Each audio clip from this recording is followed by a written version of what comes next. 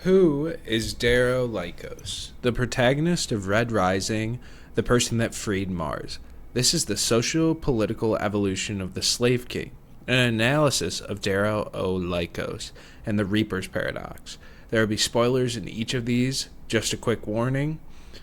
The transformation of Darrow O'Lykos from a subterranean helium-3 miner into the arch-imperator of a solar-spanning republic represents one of the most complex case studies in the revolutionary psychology and martial evolution in contemporary speculative literature.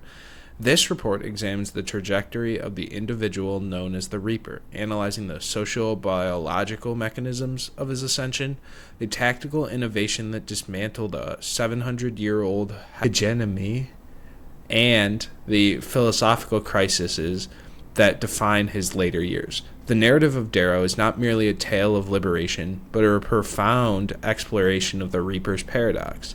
The necessity of adopting the tools, temperaments, and tyrannies of an oppressor to facilitate their eventual destruction.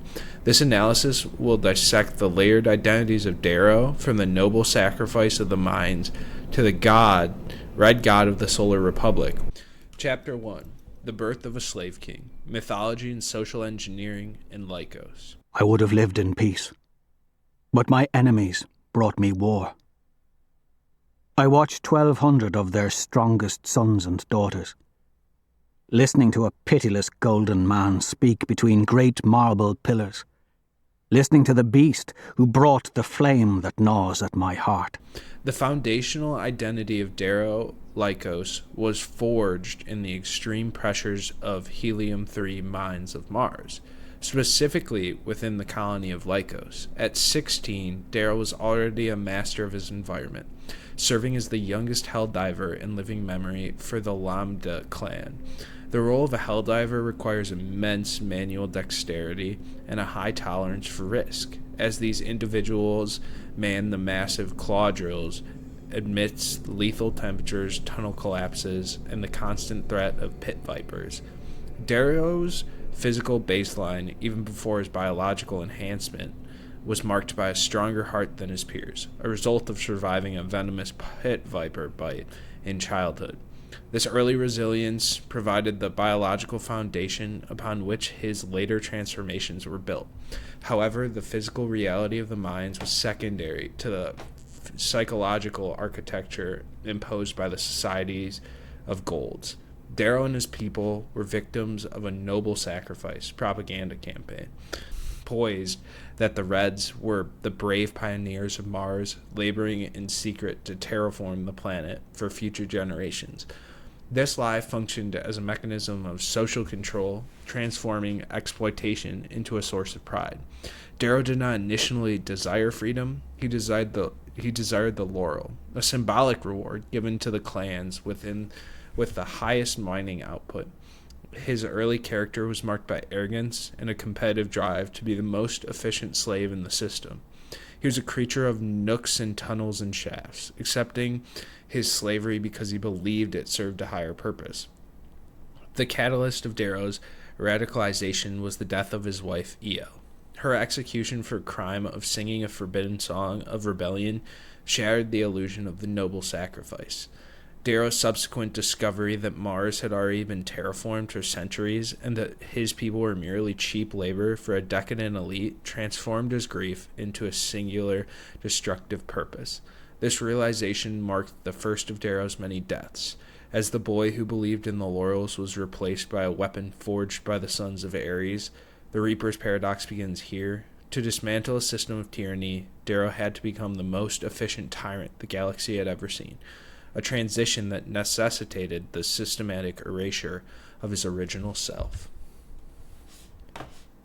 Chapter 3. The Architecture of a Lie, Biological Horror. All men are not created equal. To kill a god, one must become a god. The first thematic chapter of Darrow's journey is defined by the carving, a systematic biological erasure of his red heritage performed by the violet carver Mickey.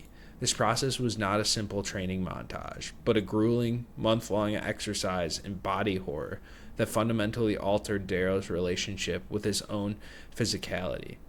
Mickey, a genius whose own hands were modified with 12 unnaturally fast fingers for surgical precision, viewed Darrow as a canvas for his god of war. The technical details of the carving involved the replacement of Darrow's skeletal structure with reinforced bones 6 times stronger than those of standard humans. His musculature was regrown and spliced with genetic material to match the density and power of the gold, peerless scarred. A subdermal data chip was installed in his frontal lobe to enhance cognitive processing and reaction times, temporarily killing him during the installation. Darrow's DNA was replaced with gold textures and his optic nerves connected to the golden eyes. The process confirmed Darrow's darkest fears regarding gold's superiority. The elite were not merely culturally dominant, but biologically engineered to be apex predators. The psychological impact of this transformation created a permanent state of the mind within. While Darrow stood over 7 feet tall and possessed the physical capabilities of a physical god, his internal identity remained rooted in the red dust of Lykos. He became a master of performance, forced to suppress his natural speech patterns and instincts in favor of the ornate, seductive language of the gold elite. His dissonance manifested as a profound sense of isolation. He was no longer biologically a red, yet he remained a fake gold in his own estimation. At the Institute, Darrow's struggle was not just winning a war, it was staying red while wearing gold skin. He was forced to witness the callousness of his peers while suppressing the urge to scream, seeing the boots that kicked his wife's chair and every laugh of his gold associates. The psychological weight of the carving is best illustrated through the foil of Titus, another carved red who lost himself to the gold mask. Unlike Darrow, who clung to the memory of Io, Titus embraced the brutality of gold persona, becoming a butcher who sought revenge through indiscriminate violence. Titus represents the danger of the Reaper's paradox. If one becomes a monster to fight a monster, there's a significant risk that the weapon will consume the original human's identity. Darrow's internal conflicts, staying true to his mission while inhabiting a body designed for oppression, is the defining trauma of his early adulthood. Chapter 3. The Genius of Violence, Extrapolation, Thinking, and the... Once upon a time, a man came from the sky and killed my wife. Beside him now, I walk on a mountain that floats over our world. Snow falls, battlements of white stone and shimmering glass yawn out of the rock. Darrow's ascent through the Institute, the society's brutal culling ground for future leaders, was defined by his refusal to adhere to traditional gold military doctrine. While the golds were raised on rigid Roman formations and predictable honor codes, Darrow employed extrapolation thinking. He treated the battlefield as a Helldiver treats a mine, identifying pressure points, setting strategic charges, and watching the ceiling collapse on his enemies' expectations. This tactical philosophy allowed him to bypass the numerical and social advantages of his rivals by changing rules of the engagement. His martial identity was further refined by the Willow Way, a fighting style created and popularized by Darrow O'Lykos. The Willow Way was described as a spring sung in defense, but lashing and horrible in attack, emphasizing fluid reactive movements that used an opponent's momentum against them. Lorne's philosophy was built on the principle of never retreating backwards, but rather flowing around the enemy like branches in a storm. Darrow became one of the few masters of this style, which prioritizes precision over brute force, a necessity given his need to compensate for the lifetime of martial training he lacked compared to his highborn peers. This tactical innovation birthed the Howlers, an elite special force unit led by Darrow O'Lykos. The Howlers were originally a collection of low-draft students, those deemed physically or socially inferior by the Golds, whom Darrow and Darrow transformed into feared guerrilla force. The Howlers functioned as a psychological weapon, utilizing terror, sabotage, and unconventional warfare to disrupt the society's order.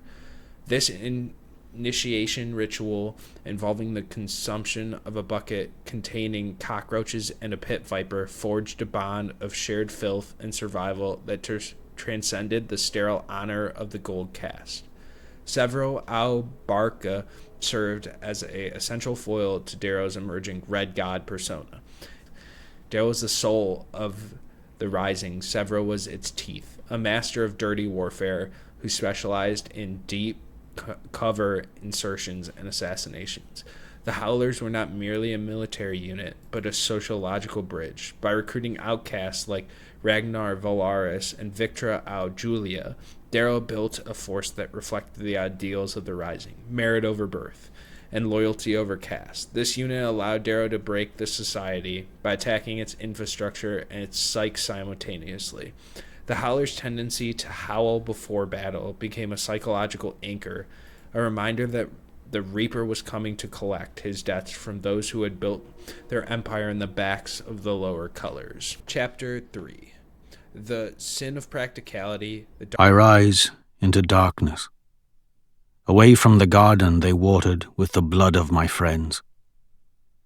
The golden man who killed my wife lies dead beside me on the cold metal deck, life snuffed out by his own son's hand. 10 years after the original trilogy's conclusion, Darrow's role shifted from a revolutionary underdog to the arch-imperator of the Solar Republic. This transition birthed the Sin of Practicality, a term describing Darrow's willingness to commit atrocities to ensure the long-term survival of his people. Darrow found that war eats the victor last, and that protecting the fragile democracy required coldly cruel gold decisions.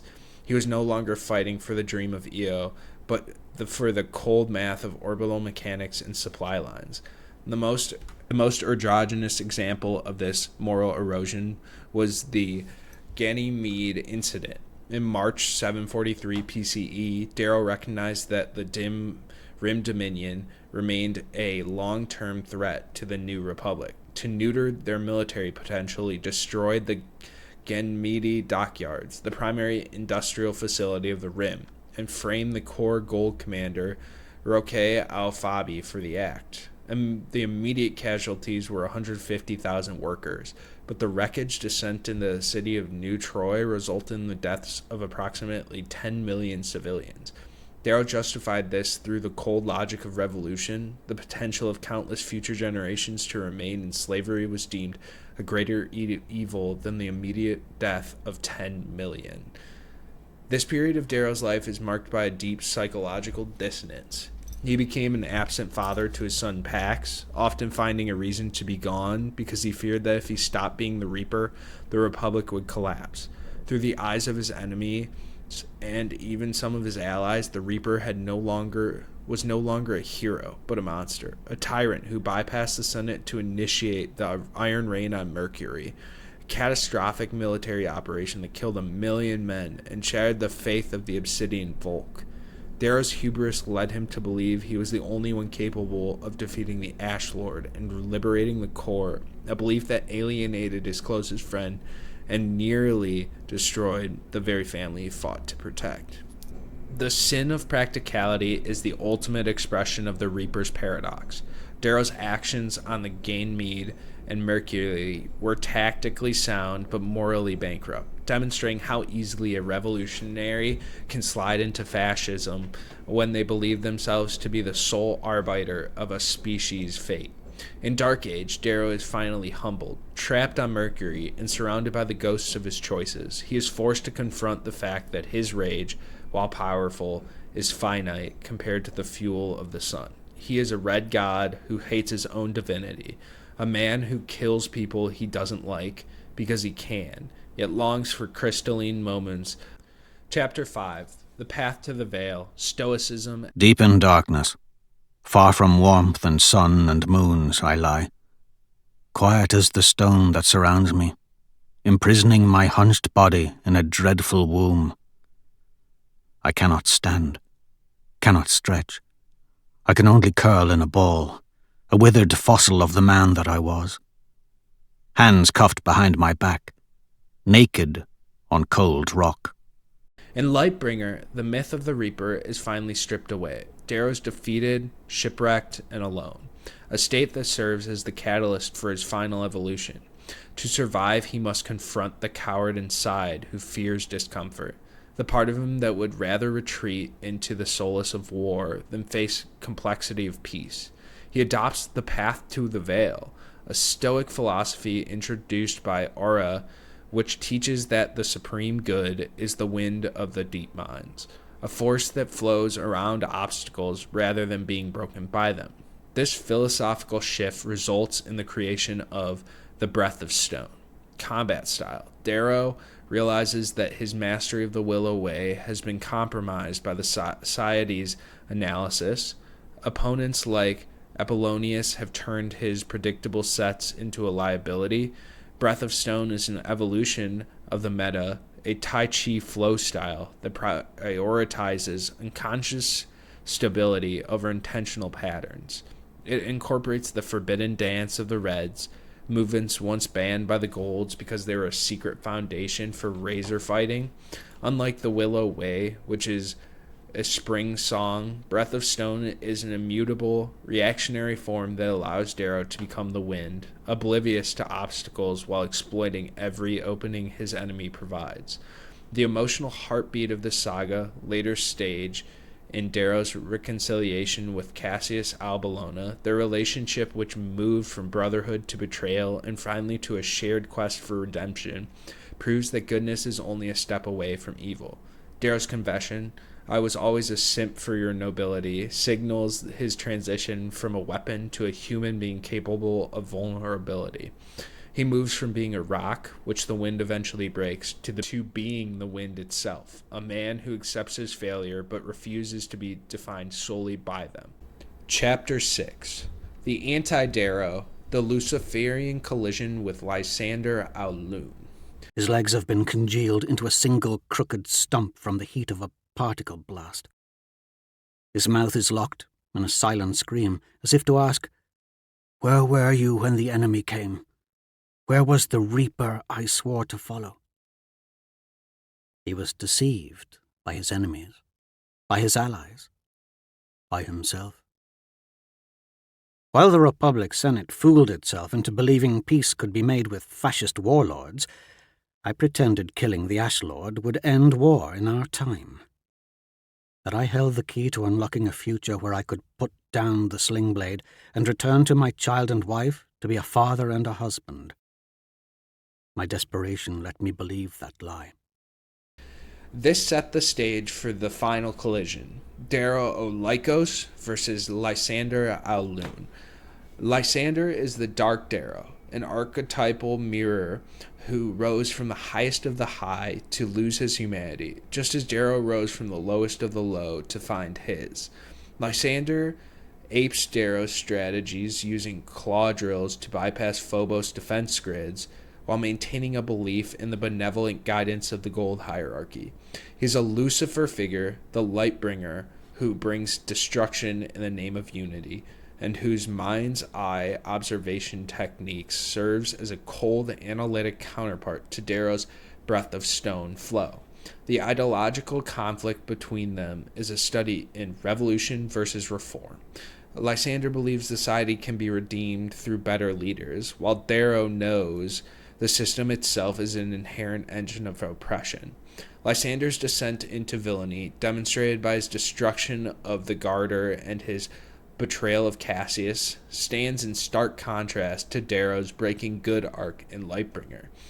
While Darrow has learned to shed his skin and put himself at the mercy of others, Lysander has become a deceiver who uses biological weapons while claiming the title of savior.